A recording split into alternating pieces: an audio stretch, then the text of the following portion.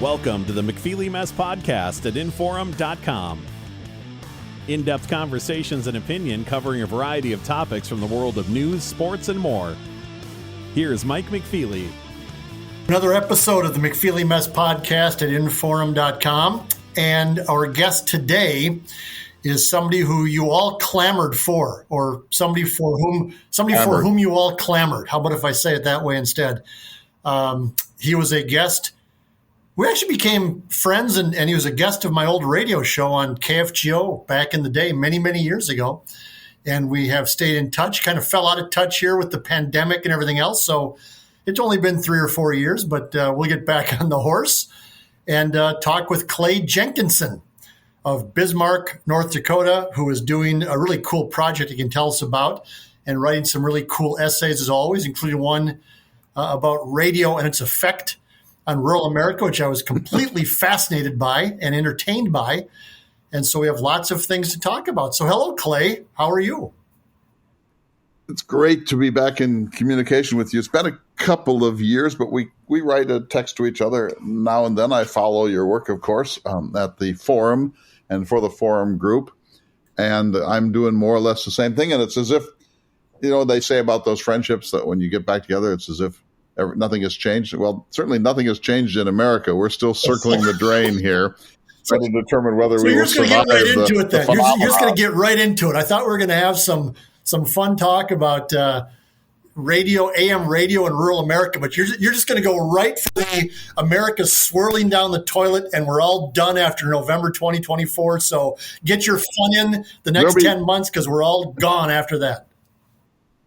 There'll be time for that. But let me say, first of all, about radio. So I love it that you like that piece I wrote. So when I was growing up, we listened to a lot of AM radio. FM was kind of a novelty. And, of course, the signals don't go very far. And so we used to listen to The World Tomorrow with Garner Ted Armstrong.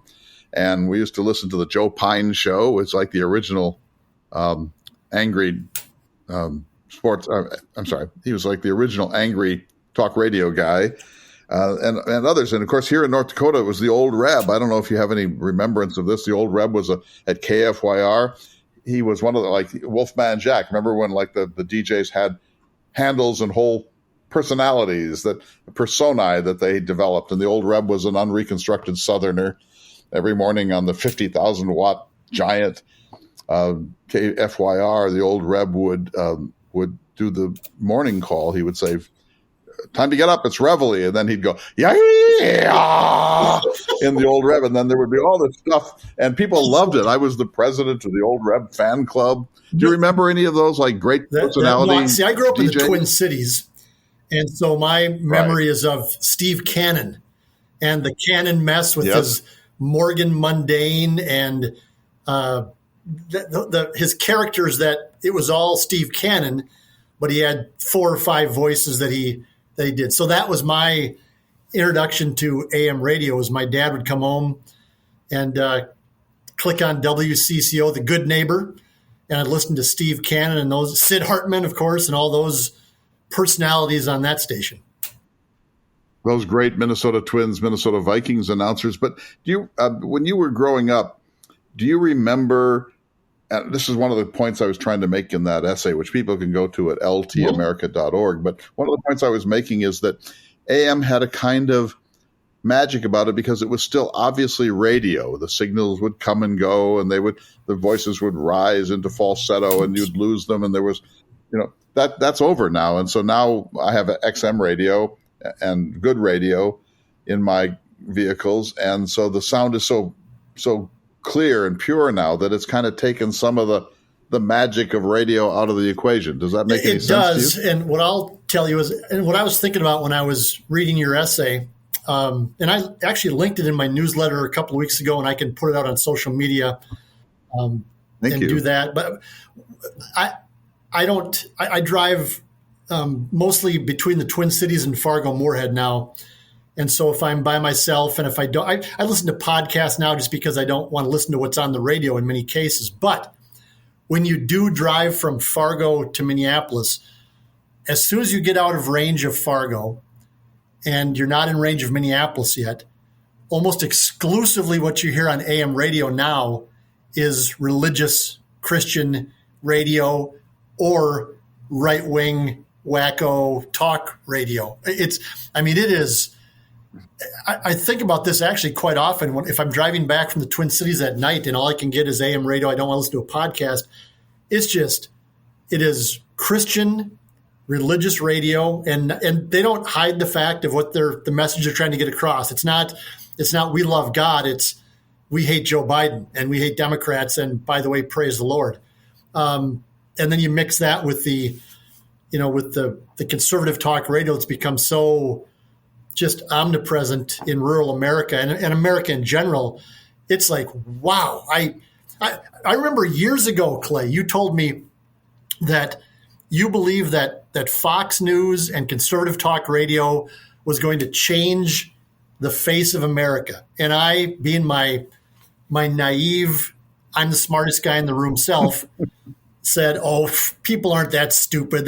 They know it's all performative. They don't believe this crap.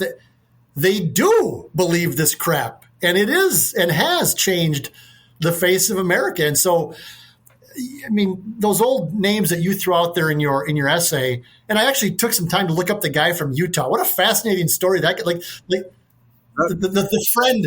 A nightcap on ASL, this lovely evening program where this sweet man would listen to Lonely Hearts call in for 3 or 4 minutes. And what a great idea. But that's like the old days. And now it's, my God, America's falling apart and we're going to storm DC and we have to take our country back. And Joe Biden is the devil and Taylor Swift is an incel. And it's like, what is going on? But you correctly said this is going to change America and change rural America. And you were 1,000% correct. And I apologize for ever doubting you. And I hope you'll never doubt me again. But just one thing about that, Mike. So, I'm glad that I had that insight. I don't think it was a great insight, but I think that I'm glad I thought that, and I'm sorry that it's proved true. But here's the thing about it. So when you go out now and travel the country and listen to AM, you're going to get Sean, you're going to get Michael Savage, you're going to get Tucker Carlson, and you're going to get Glenn Beck. And it's such a tedious, repetitious assault on the left, on environmentalism, on feminism, on transgender, on wokeness, on cancel culture, et cetera, et cetera. It's just so boring and so repetitive. And, if you see like Sean Hannity on Fox, he's one thing, bad enough, but he really lets her rip on radio because the controls aren't quite as great at that point. The other thing I would say about this is that the left has been really, really, really bad about creating a counter programming system. In other words, the left-leaning call-in talk shows on radio just have not worked. The right really owns that. And one reason they own that is because they have simplistic narratives that aren't true. Whereas the left, I think, usually tries to be a little bit more fact-based.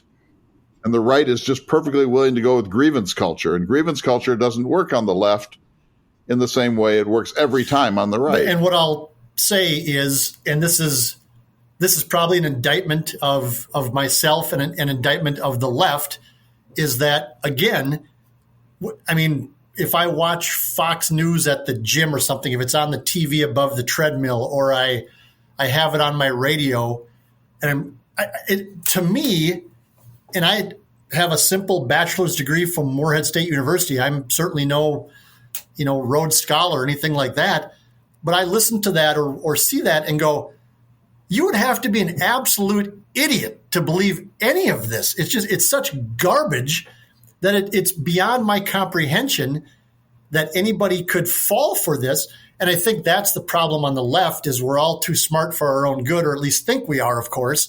And we think, well, there's nobody going to fall for it. I mean, come on, these people are snake oil salesmen. How can they not see through this?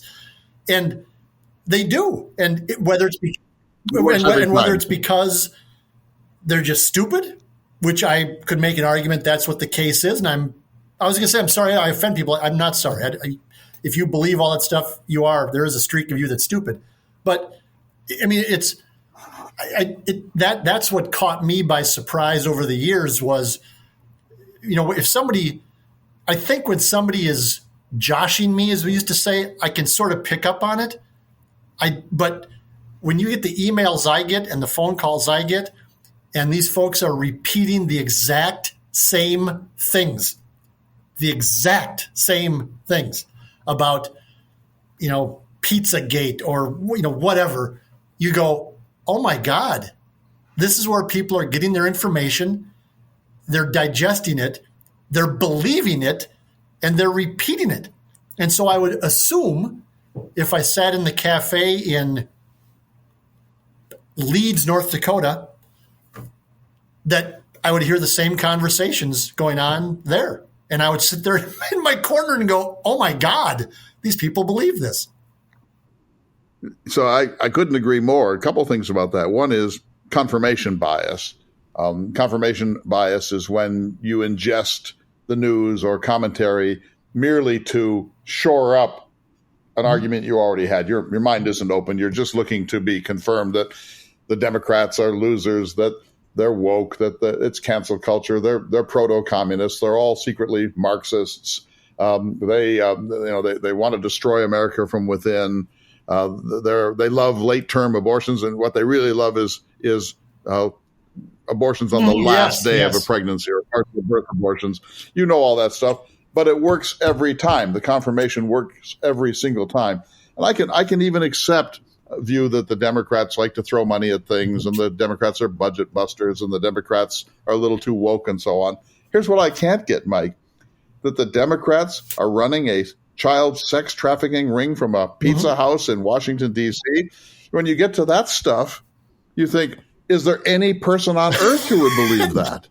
And it turns out millions. Yes, millions do. And yes, and that's the problem now. And we can transition into our topic, and maybe we're already into it, which is, this country is swirling down the drain. And if Donald Trump is elected in November, it might be the end of democracy as we know it. And all of this feeds into that, is that there are millions of people who will vote for Donald Trump because he's a Republican, first of all, even though he's not, and we don't need to get into that.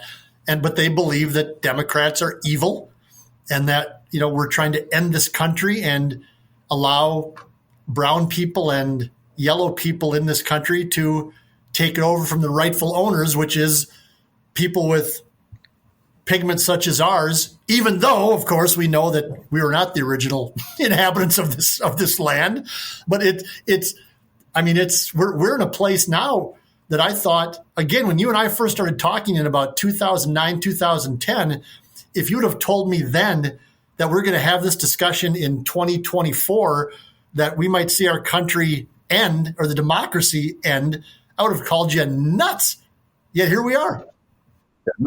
No one could have seen that. Just one last thing about this before we go on to this. I made this wonderful, I hope, list of things to put to you today, but the silo effect. So it's, like if you see, for example, that Donald Trump is assessed $83 million penalty for in the rape case, in the New York case. If you see that on CNN or the Associated Press or CBS News or MSNBC, you take that in as news. Now turn the channel over to Fox, and they're saying Hunter Biden farted this morning. Hunter Biden was seen to spit in a church. Hunter Biden sent a selfie of his unit. I mean, the fact that the silos are that tight that Fox particularly does not want to report bad news for the Trump world or for MAGA.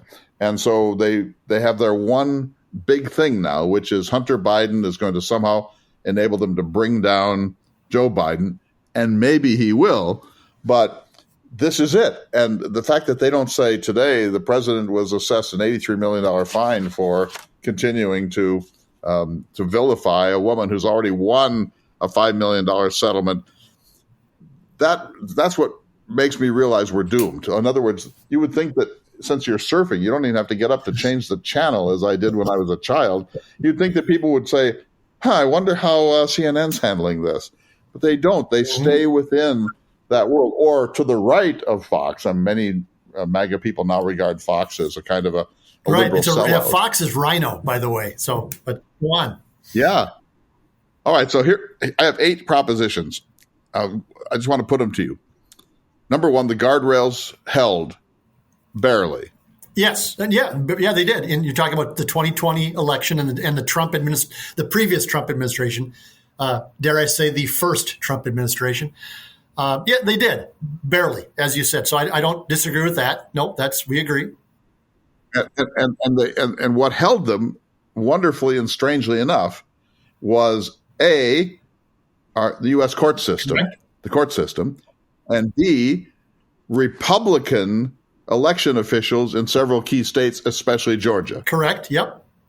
And I don't know if this is where you're going, but if you read the news outside of Fox News, what we're now learning is that those people, and even more so lower level election officials, are getting out of the game because they are being threatened and their lives are being threatened and their families are being threatened, which I don't know about the fascist playbook. I don't have one here at my desk, but I'm guessing that that's probably one of the chapters in the fascist playbook is you get rid of all the legitimate and moral, ethical election officials, and then you have your wackos get in there to do your bidding, and it's all part of the game, I would think.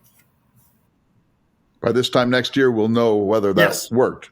Number 1, the guardrails held barely. Number 2, and this one, I don't understand why we can't all agree on this. It was an actual coup attempt. It wasn't just like a protest that got out of hand. It wasn't just a riot or some vandals or Antifa or however you want. It wasn't just a thing that kind of got out of hand and, some property damage was done, but, it all worked out pretty well. It was an actual premeditated, planned coup attempt and insurrection. And the person who was directing it was the sitting president of the United States. Why can't we agree on this? Because again, there's a narrative from Fox News and OAN and Newsmax and talk radio that was not the case. But also, more importantly to me, is people who know better, thousands of Republican politicians who know better, who know exactly what it was, do not have the balls to stand up and say it was a coup attempt. Trump directed it. We need to get rid of this guy and move on to Nikki Haley, who, by the way, would beat Joe Biden by 15 points. But Kelly Armstrong, to use a local name, John Hoeven, to use a local name, every Republican congressman in Minnesota except for Michelle Fischbach, who's a loon, they should all step up and say it was a coup attempt. Donald Trump tried to end democracy, but they won't because they're either afraid to lose their office, they're afraid Democrats will win and dominate politics for X number of years, which they believe would be the end of America in a different sense, in a different way, because Republicans would have to yield all power. Or C, they're literally afraid for their lives if they came out and said that, which, again, don't have the fascist playbook handy, but I'm thinking that part of what fascists do is you threaten people who know better to keep their mouths shut under the threat of death or injury. So, I repeat, it was an actual coup attempt. It failed. And one of the most intriguing single moments in the whole thing for me, I know for you too, Mike, and even though we haven't talked about this, is that Vice President Mike Pence refused to get in the Secret Service car and be swept away from the scene. He understood that some of them were part of it too, and that if he got in that car, the chances that Congress affirmed the results of the election on that day were probably over, and he had to wonder just what would happen to him if he got in that car. Yeah, yes. And even he, by the way, even he won't exactly come out and tour the country and stand on every stump that he can and say, they would have killed me. They would have taken me away, and you would have never found my body in a swamp outside Washington, D.C. So let me just ask you one follow-up question on on this item too. What if the goons had gotten him? What would they have done to Vice President Pence if they had actually gotten a hold of him? Well, that day, I don't know about that. I haven't really thought about that, but given the fact that they were swinging flagpoles and baseball bats and everything else at police officers, you have to think that it would not have turned out well for Mike Pence. Mobs behave the way mobs behave. We know that mobs are different from your individual conscience and my individual moral responsibility, that stuff happens in mobs. Mm-hmm. We saw some of that on January 6th. I don't think they would have killed him. I don't think they would have roughed him up, but I think they would have taken him into a room and browbeaten him and threatened him and all sorts of things. You don't think they would have killed him, do you? Again, though, I don't know. It seems unlikely, but those were some very not bright people who were wearing fur masks and all these different things, and they were. I mean, this was not the Mensa Society that was gathering at the U.S. Capitol on January 6th. So I don't know. To put it lightly, so just to close that section, I remember listening to Scott Hennon for a few days before all of this, and I didn't think anything was going to happen on the 6th of January. Actually, I was as surprised as anybody could have been. But he kept saying, we need to go to Washington. We need to up the ante. We're going to lose this country if we don't fight for it and all this stuff. So when it happened, I texted him. We're sort of pals in a certain kind of way. I texted him and said, you made this happen. You made this happen. And he was like, "What, me? What are you saying? How could you? No, me? I had nothing. What a terrible thing to say." I mean, he was whipping this thing up with kerosene. And he was also inside the Capitol, by the way, wasn't he? Wasn't he broadcasting? And he's, what's going on here? Oh, it's Antifa. What? It's Antifa. What? Kevin Kramer says it's Antifa. Number 3. They were also doing that day. Number 3. You've already anticipated my number 3rd point for you. Trump really is quoting fascist literature, including Mein Kampf. In other words, we used to be told you can never play the Hitler card, you can never play the Nazi card, never, even fascist. You should be careful. No, please don't do that. That's too grave. There's no moral equivalence. He is now actually quoting Adolf Hitler's view that Jews, in this case, were bacterial. They were germs and vermin that had to be taken care of before the German culture could survive. Now, he may not know he's quoting from Mein Kampf. I dare say he doesn't. But he is the old idea we can never use fascist nomenclature about the current moment is over when they start quoting the Bible of fascism. He's ahead by 8 points in Georgia in the latest polls. So I give him 4 in 10 chance to win. What do you give him? Oh, hell no. No. More than that. It's better than 50-50 in my view at this point. Do you agree that they are now actually quoting fascist literature? Nobody on the right cares. They do not care. They do not care because they are so worried about losing power. And we think it's nuts to equate Joe Biden with Donald Trump in any way except that they're both old white men.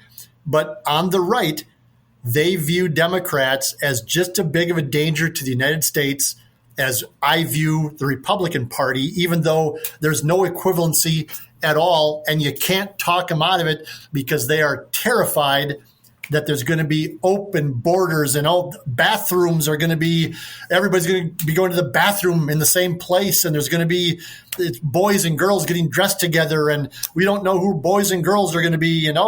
They're terrified of this. They're literally, and just they think that's going to be the end of America.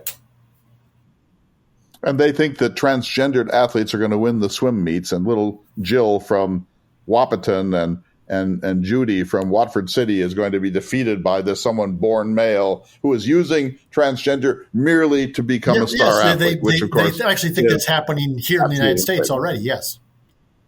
And there are a handful of cases around the country, a tiny, less than 20 cases, but this becomes one of the great rallying points of, oh my God, look what's going to happen to sports.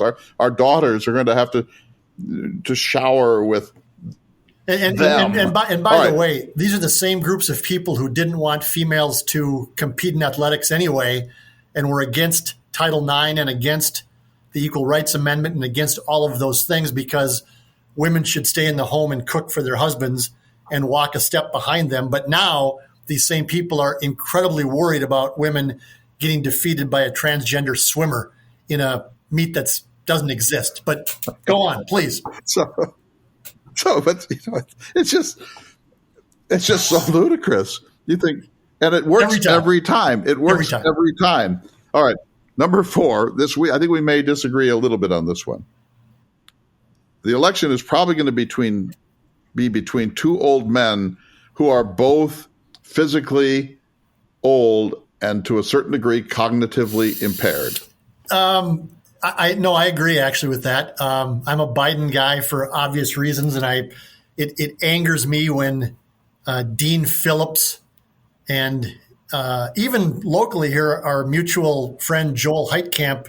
I was on his radio show 9 months or so ago, and he was talking about how Joe Biden had to get out of the race, and Joe Biden was too old. And I said, Joel, what are you trying to do here? What's your point here? We all know Joe Biden's old.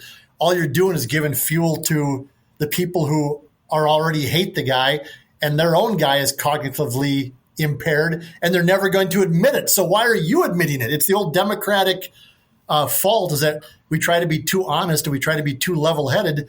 Screw that.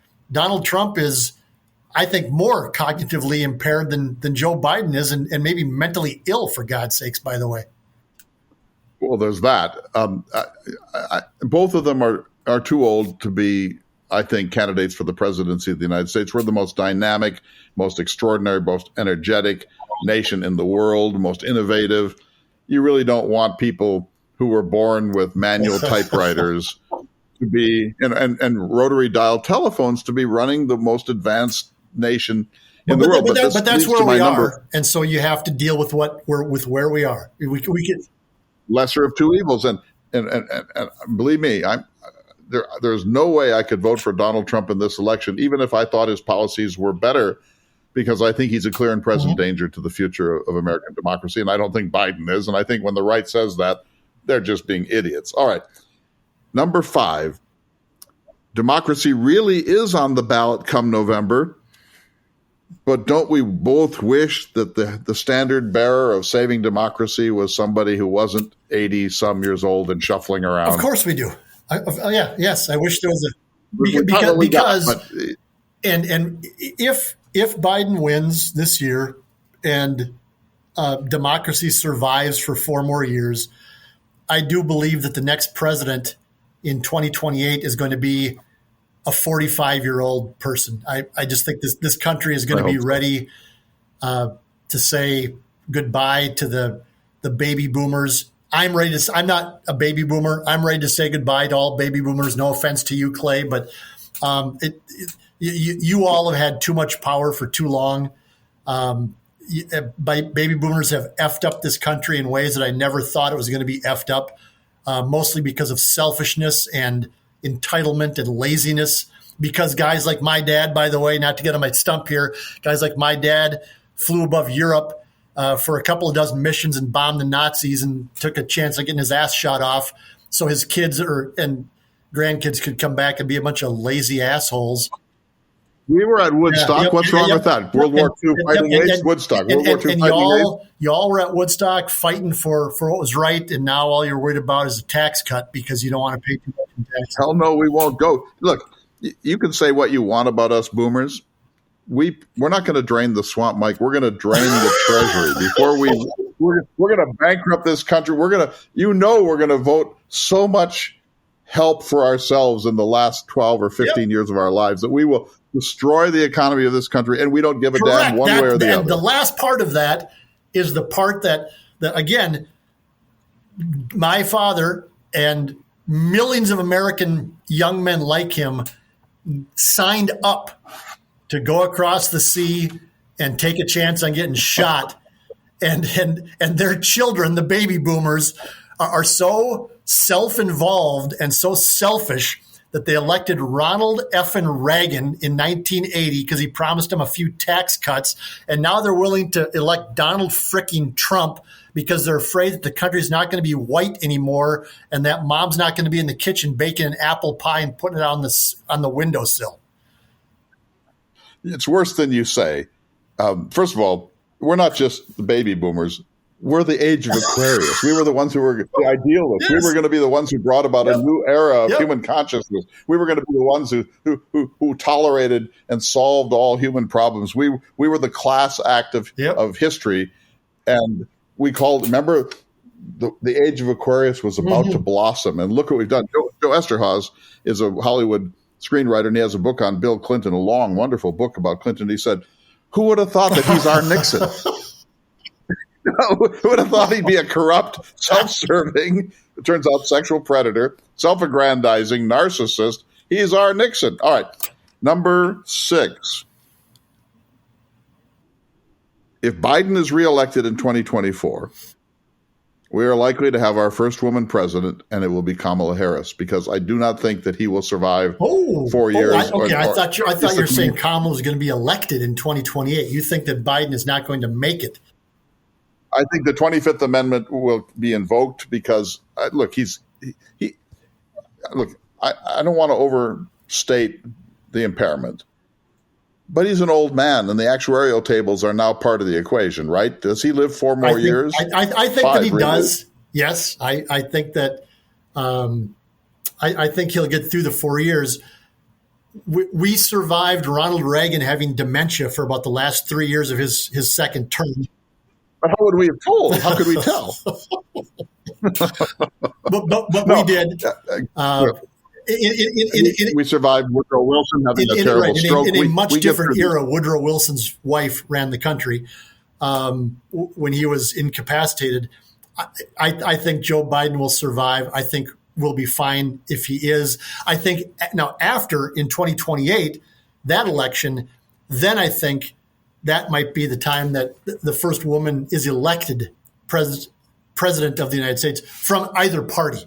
And then again, repeating Republican friends, if you were smart, you could have the first the first female president if you would nominate Nikki Haley, because she would wipe the floor with Joe Biden because she's not 80 years old.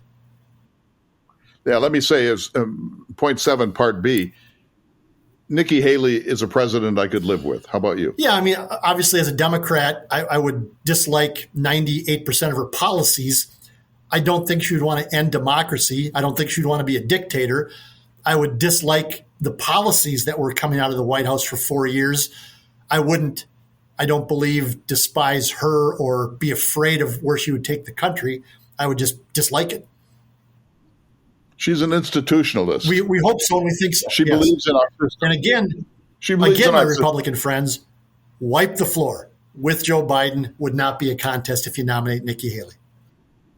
I agree with that, and I could live with her. Look, what I want is a return to constitutionalism, norms, decorum, separation of powers, due process, something like the America we thought we lived in. I believe she is that person. I don't agree with her policies very much, and I think she's kind of a waffler, and I think she waited way too long to go after the neck of this guy. But I would be okay if she were the next president. But back to my point, I think Kamala Harris has one and only one chance of being the president of the United States, and that is that if Biden's reelected and before his term is out, I wouldn't disagree with that. I would agree with that. Yes, but I'm just saying I don't think it's going to happen. And by God, I hope he is elected. I hope it does not happen. I hope everybody hopes it doesn't happen if he is reelected. My God, she's got a lot of growing to do if she's going to be the president of the United States, I would say. All right, number 7. There are just 2 more. Number 7. The Republican Party is dead because, among other things, it has no actual interest in governing. They had the majority in all 3 branches. They couldn't get rid of Obamacare. They won't get rid of it in the future. They have held up everything that they could possibly hold up. They hold up the infrastructure bill, and then they show up for the ribbon cutting in their own district and say, look what I brought you, this new bridge. They are not interested in governing. Steve Bannon is really the Nietzsche or the philosopher of the Republican Party, and his view is let's tear it all down. Let's collapse the whole thing on our shoulders, and that's what they're doing.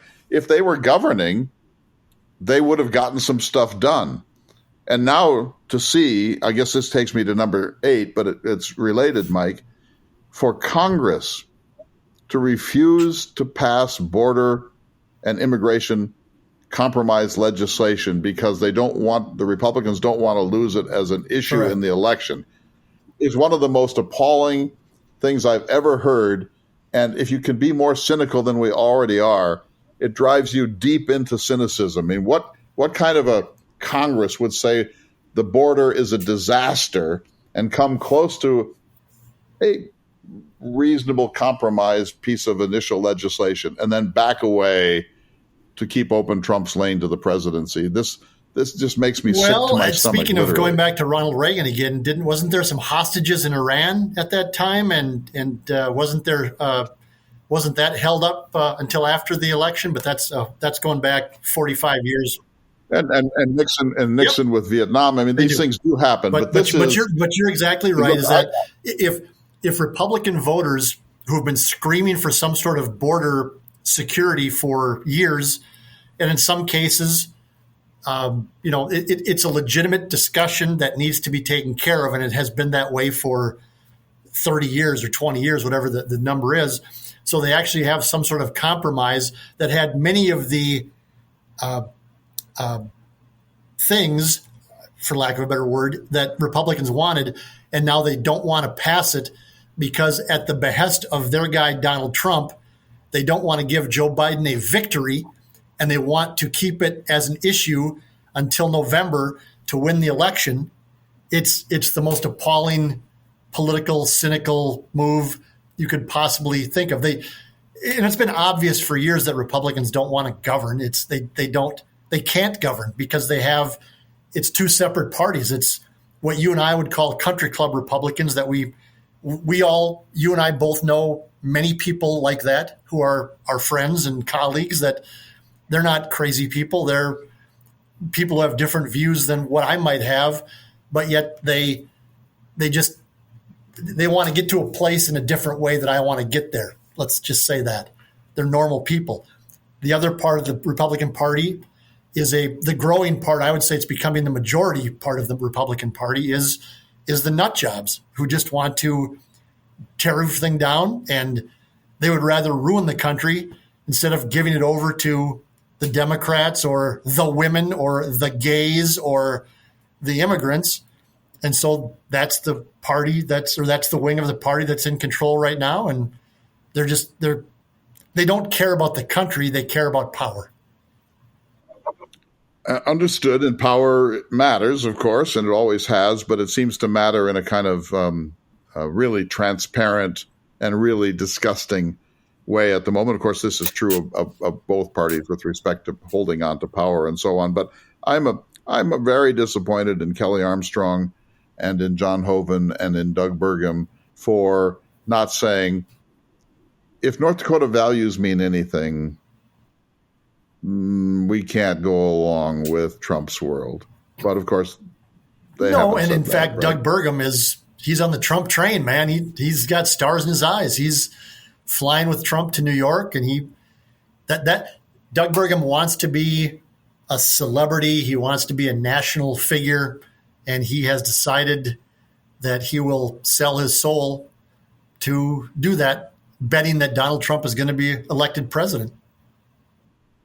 On our next, or one of our next meetings, we can talk about the autopsy of the Doug Burgum run for the presidency of the United States. I just want to say this one little piece about it, Mike. So Trump wins in New Hampshire. Burgum and Tim Scott and Vivek fly to headquarters, and they're on the stage, and they each get to make their statement and so on. Doug Burgum spoke. I watched 3 different major cable networks about that night. He got no more than 3 seconds on any broadcast in this country. In other words, he sold his soul to this guy, and he got 3 seconds. It wasn't like Tim Scott got in a minute and a half or 45 seconds. Vivek got 30 or 40 seconds. Burgum got 3 seconds. And the reason he got 3 seconds is because no one cares nationally, because he flamed out in a really, I think, unimpressive way. But I'm sure, let me give the best case for what he did. If Trump's reelected, this could be good for North Dakota. Trump, if Burgum wants to call him and ask for something that we need, Trump will take that call. I get it. I get political opportunism. I get political expediency. But you want more than 3 seconds, don't you? Yes, but when you're a 66-year-old billionaire that has been governor for 2 terms and you've made your fortune 1,000 times over, and your kids are out of the house, and you really don't want to be in North Dakota because even though you say you love the state, and you might love the state, it is a relatively boring place if you are Doug Burgum because you have been to 135 countries and you've been to New York City and Los Angeles and San Francisco and Singapore and Paris and London and wherever else. Then what else is there except to try to become a national political celebrity or national political figure? And so you'll do whatever you can to get 3 seconds and hope that next time it's 6 seconds. And your wife can put on cowboy boots and a cowboy hat at the Iowa State Fair and eat a corn dog, and you can pretend to be a presidential candidate. It's not a corn dog; it's a deep fried Oreo. But I admire him more than you do, and I respect him more than you do. And when he was running, I looked at that stage of that 14 or whatever, and I thought I'd be okay with Doug Burgum as the president of the United States. Absolutely, I think he was the best person up there. I think I would be absolutely fine if Doug Burgum became the president of the United States. I think he'd be a good president. I think he's an analytical guy. He knows how to run numbers. He knows how to surround himself with good people. I don't agree with the rightist trend of Doug Burgum since 2014, but I'd be just perfectly okay with him, wouldn't you? Yep, 100%. Knowing that he would have to do what he's done since 2014 and pretend to be a far right-wing MAGA, whatever those people are. You have to play the political game. I get that. I'm not stupid. I'm a sportsy guy, but I'm not stupid. Yes, I would have been fine with him being president of the United States, knowing that it was never, ever, ever, ever going to happen. But yeah, he'd be better than Trump. He'd be better than Nikki Haley. He'd be better than Tim Scott. He'd be better than Vivek Ramaswamy. He'd be better than Mike Pence. Asa Hutchinson, Mike Pence. Yep. So, I mean, truly, I want to say this. I would be glad if he were the president of the United States. And one of the issues that we have is that people of his capacity can't get there from here without becoming crazy ass. Yep. You have to go full crazy to get attention. North Dakota is an obscure state. I get all that, but we have to find a way to bring merit back into this process and less televideo celebrity and hype and all of that, right? Well, I mean, has choosing the president ever been? Have we ever done it the best way it could be done? I mean, it used to be decided in smoky back rooms in Albany, New York, or wherever, or in Ohio, Columbus, Ohio. Is this any worse than that? To have to put up a Millard Fillmore just because he has a pulse? I mean, is that no? Back then, the presidency was a much different animal, as you know far better than I do. But less powerful, yes. Much less powerful. So, but look, let's just go through it. FDR, I'm good. Truman, I'm good. Eisenhower, I'm good. Kennedy, I'm good. Johnson, I'm good. Nixon, more or less okay until the end. Of course, other than the fact he was a crook, he actually his policies were. I mean, but my point is, we've done much better. We've had good enough presidents, and now we're in this world where Trump said the other day at his deposition, he said, "I was president because of my brand. I was president because of Trumpism. I'm Trump. That my brand is all over, and I was on my reality television show." So, we remember how we gulped when Ronald Reagan became president, this actor. I'll take him any day. I'll take him any single day because he also was an institutionalist at heart. All right.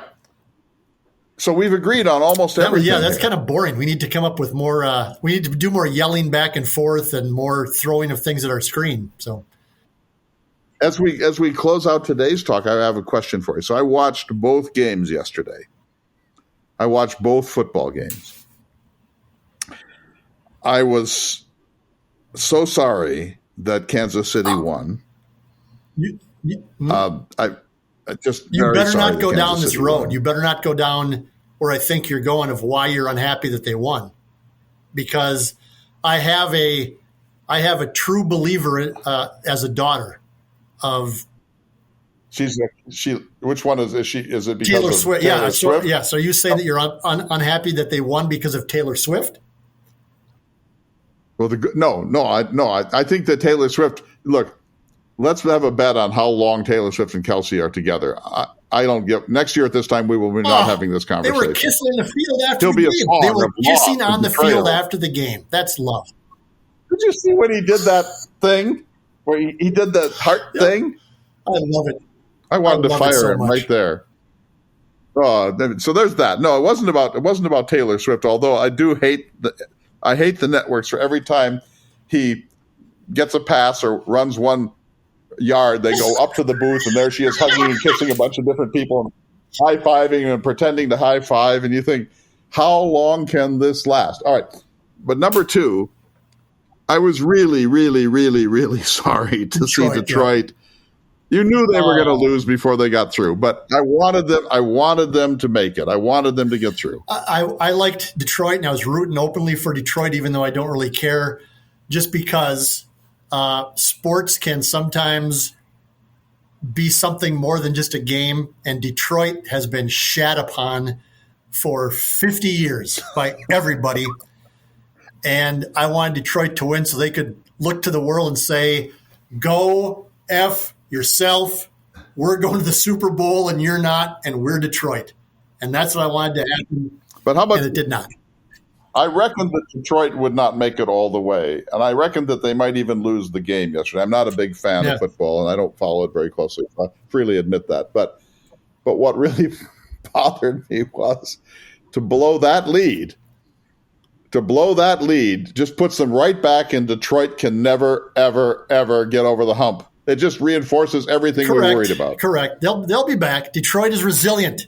Detroit helped elect Joe Biden last time. By God, they're going to elect Joe Biden again in 2024. And Detroit, you might argue, saved democracy in 2020. The folks, the good voters of Detroit, might have done that. And by God, I believe in them again. And I believe in them next year. I'm just so sorry. After all Detroit's been through. So my last question for today for you is about the Super Bowl coming up in just 2 weeks. I will be traveling that day. I will watch, at monitors in airports and so on. I'm frequently traveling on that day for some reason. But last night I was writing about this. You'll see my piece in ltamerica.org this week about how this is like our national holiday. And so I was writing about it, and I remembered the pregame show from last year. I don't know if you remember it, but there were not one but 2 national anthems. Chris Stapleton did the national anthem. Then they had the bands and the color guards and the giant flag and all of that. And then at the end, they had fireworks and the flyover. And the flyover was the first all-woman flyover team. I don't remember that. And so right there, I mean, I'm watching this, and it's like, A, will there ever be a game? And B, what does this signify about America? I mean, this is like super patriotism on steroids, the flag and the military and the flyover and the pledge and all this. And so I'm watching. It's fascinating. And then at the very end, the flyover. And then they went to a fly cam, and there was you got to look this up. There was a camera in the cockpit showing one of the women flying over the stadium. So you think, what's the GNP of this? What's the GDP of the Super Bowl? I mean, it is now the most elaborate, hyper patriotic, nationalist entity that it could possibly be. And then there's a game. Oh, it long since has stopped just being a football game. The NFL is an entertainment entity. They stopped a game yesterday. They stopped a game, turned the lights off inside the stadium during the game so a past player from the Baltimore Ravens could run onto the field and hype up the crowd. It's like wrestling. It's like pro wrestling. It's one. Hey, don't you be attacking pro wrestling.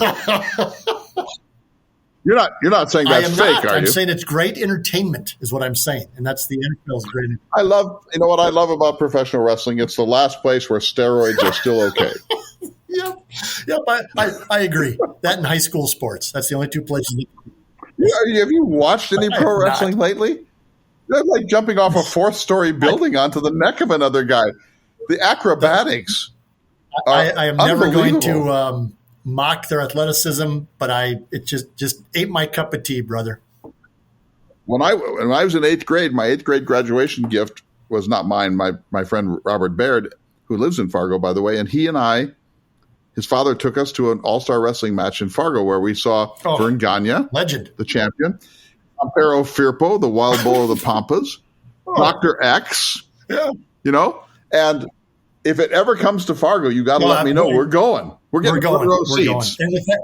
And we're going to take. And with that, I got to wrap up because we're running out of time. So I know, but don't you think that you and I have a date with destiny for professional wrestling at the Fargo Dome, and we will be the two most rabid we have fans. a date with destiny? We have a date in the Gulag when Donald Trump wins in November, and they come and they start sweeping Fargo and Bismarck for all the heretics who spoke out against Donald Trump and the Republican Party. So I'll see you in the Gulag. Where do you think it's going to be? Where are they going to put the Gulag?